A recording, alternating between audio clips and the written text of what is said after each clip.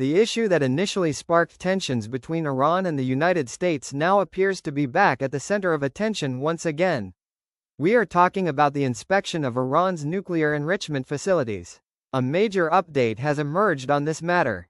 According to Rafael Grossi, the head of the United Nations nuclear watchdog, the International Atomic Energy Agency, IAEA, inspectors may soon visit Iran's nuclear enrichment centers following the interim peace accord reached between Iran and the United States. Grossi did not provide a specific timeline for the inspectors' visit. However, according to Japanese media outlet NHK World Japan, speaking to reporters in Tokyo, Grossi said, "The sooner, the better, especially because the agreement has a 60-day timeframe. Therefore, the inspection process should begin without unnecessary delays."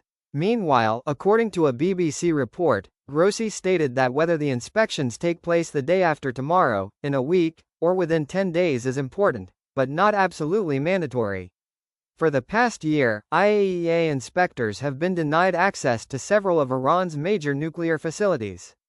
The situation became even more complicated after June 2025, when Israel and the United States carried out strikes on Iranian nuclear installations. Following those attacks, Iran restricted international inspections at several sensitive nuclear sites, effectively blocking IAEA access to major facilities such as Natanz, Fordow, and Isfahan. However, under the interim peace agreement between Washington and Tehran, the IAEA has been tasked with monitoring Iran's nuclear program. As part of this process, preparations are now underway for the return of inspectors. It is still unclear which facilities will be inspected first and how much access inspectors will be granted. Discussions between Tehran and the IAEA are ongoing regarding these details. The most critical aspect of the dispute remains Iran's enriched uranium stockpiles. According to the IAEA, before the war, Iran possessed uranium enriched to approximately 60% purity.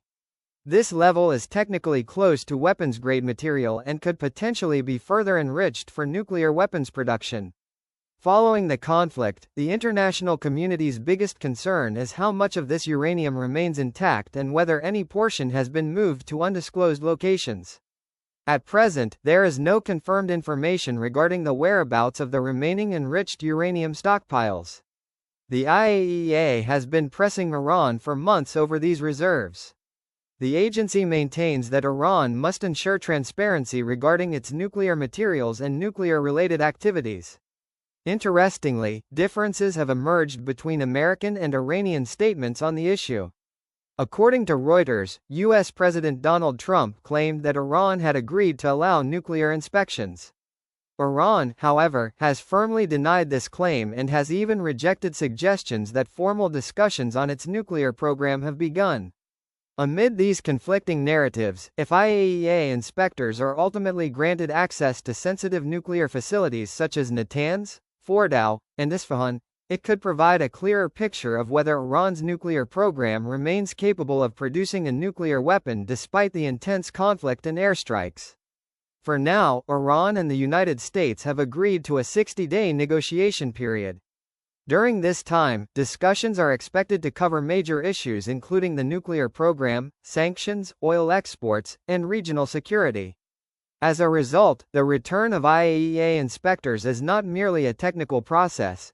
It is considered a crucial factor in determining whether the broader agreement succeeds. If the inspections are completed without major obstacles, hopes for improved global stability and reduced tensions could rise significantly. That is all for now on this developing story. We will continue to bring you the latest updates as they emerge. Thank you.